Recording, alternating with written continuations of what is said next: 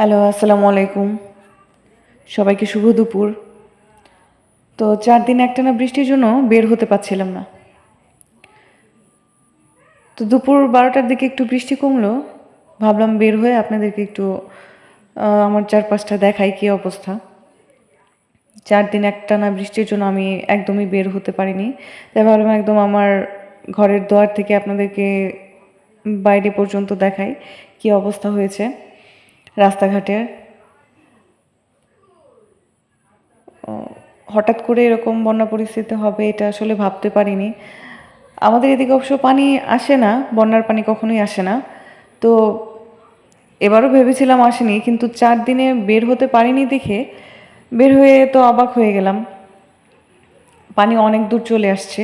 তো চলুন, আমার বাসা থেকে বের হয়ে গেছি, আমি দেখাই। আমার পেছনে হচ্ছে আমার মেইন রোড, ঢাকা টু শেরপুরের হাইওয়ে রোড। ওই যে দেখতে পাচ্ছেন।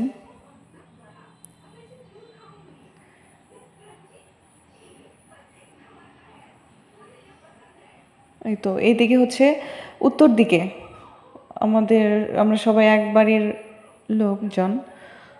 তো সামনে ধান ক্ষেত আছে, দেখতে যাচ্ছি যে কত দূর পর্যন্ত পানি আসলো। এখান থেকে দেখাচ্ছি কারণ আপনারা দূরত্বটা বুঝতে পারবেন যে আমার বাড়ি থেকে কতটুকু দূর পর্যন্ত বন্যার পানি চলে আসছে।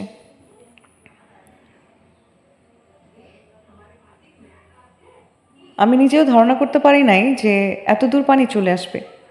দেখুন আপনারা কতটুক দূর পর্যন্ত পানি আসছে।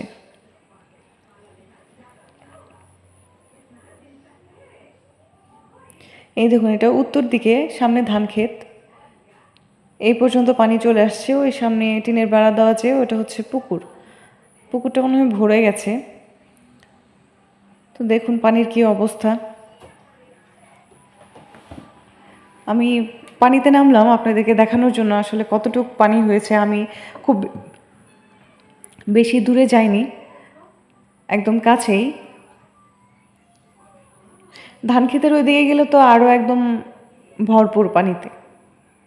আমি কল্পনা করতে পারি যে আমার বাড়ির এই পর্যন্ত পানি চলে আসবে, কোনো সময় আসে না। আমাদের এদিকে অনেকটা উঁচু জায়গা, তো তাই বন্যার পানি আসে না কখনো। কিন্তু এইবার এত পরিমাণ বন্যা আসবে আমি এটা ভাবতেই পারিনি। দেখুন কত পানি হয়ে গেছে। তো আমাদের বাড়ি পর্যন্ত পানি চলে আসলে তো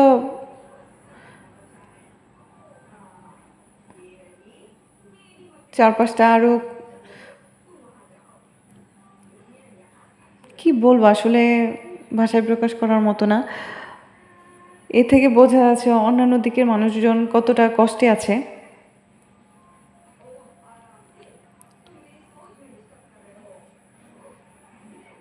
তো ভিতরেই ৩-৪টা বাড়ির উঠান পর্যন্ত পানি চলে আসছে, দেখুন আপনারা। আর যদি ৪-৫ দিন একটানা বৃষ্টি হয় তাহলে আমাদের বাড়ির রাস্তা পর্যন্ত চলে আসতে পারে। আর ওনাদের বাসা হচ্ছে বাড়ির একটু ভেতরে, ধান ক্ষেতের পাশেই। তো আমাদের বাসার উঠান পর্যন্ত পানি চলে আসছে।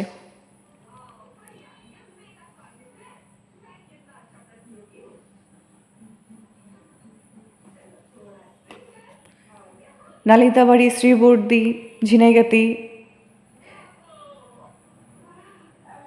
এই জায়গাগুলোর অবস্থা খুবই খারাপ।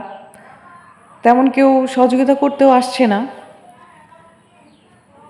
নতুন সরকার হয়েছে, আশা করি এর মধ্যে অবশ্য কার্যক্রম নেওয়া উচিত ছিল।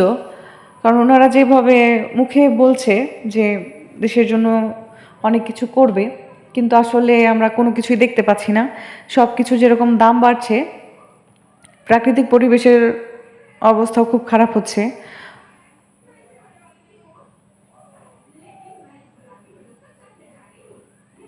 আমাদের শেরপুরের সেনাপ্রধান ওয়াকারুজ্জামান, তো ওনারও কোনো কার্যক্রম আমি দেখতে পাচ্ছি না। নতুন সরকার বসেছেন, উনি দেশের জন্য কিছু করবেন। আমাদের শেরপুর জেলার যে বন্যায় ভেসে যাচ্ছে এটা কি ওনারা দেখতে পাচ্ছেন না? আমি জানি না ওনাদের কাছে তথ্য পৌঁছেছে কিনা। আমি আশা করি অতি বিলম্বে ওনারা সহযোগিতার হাত বাড়িয়ে দেবেন। যতটা মুখে বলছিল ততটা আসলে তার অর্ধেক পর্যন্ত কোনো কার্যক্রম দেখতে পাচ্ছি না।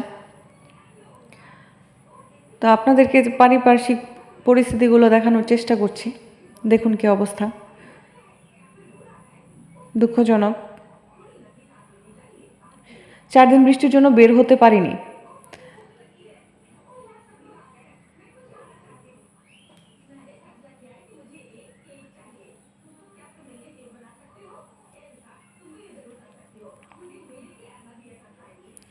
এই বাসার একদম রাস্তাঘাট সব ভরে গেছে। এখানে মিনিমাম হাঁটুর উপরে পানি হবে। আমি তো শুরুতে আসার সময় আপনাকে দেখালাম যে একদম হাঁটুর নিচ পর্যন্ত কর্নারেই, আর এটা তো মাঝামাঝি। তো এখানে কতটুকু পানি হতে পারে আপনারা দেখে আশা করি বুঝতে পাচ্ছেন। এটা তো আমার বাড়ির একদম পাশে, উত্তর দিকের অবস্থা। আমি তো বাসা থেকে আসলে দূরেও যাইনি, বাইপাসের ওইদিকে অনেক পানি চলে আসছে, শ্মশানঘাটের ওইদিকে আমি যাব বিকালবেলা। তো আমার বাড়ির চারপাশটা আপনাদেরকে দেখানোর চেষ্টা করলাম। দেখুন কতটা পানি। আর যদি 4-5টা দিন বৃষ্টি হয় তাহলে আর অস্তিত্ব থাকবে না। দেখুন আমি আপনাদেরকে দেখানোর চেষ্টা করছি আমার এতটুকুতেই কতটুকু পানি জমে গেছে।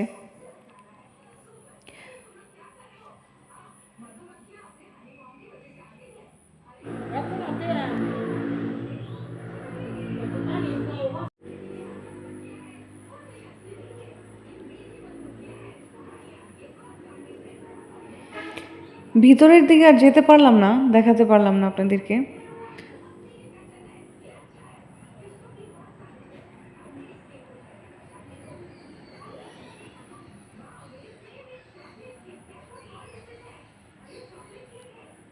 এই হচ্ছে আমাদের বাড়ির ভেতরকার পরিবেশ।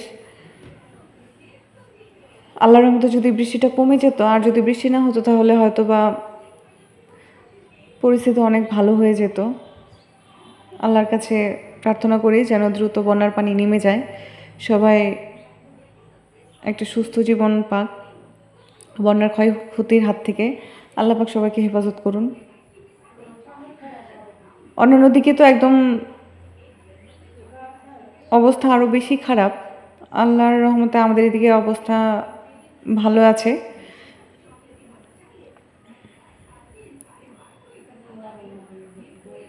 দোয়া করি যেন অতি সত্বর বন্যা পরিস্থিতি থেকে আমাদের আল্লাহ পাক রক্ষা করেন।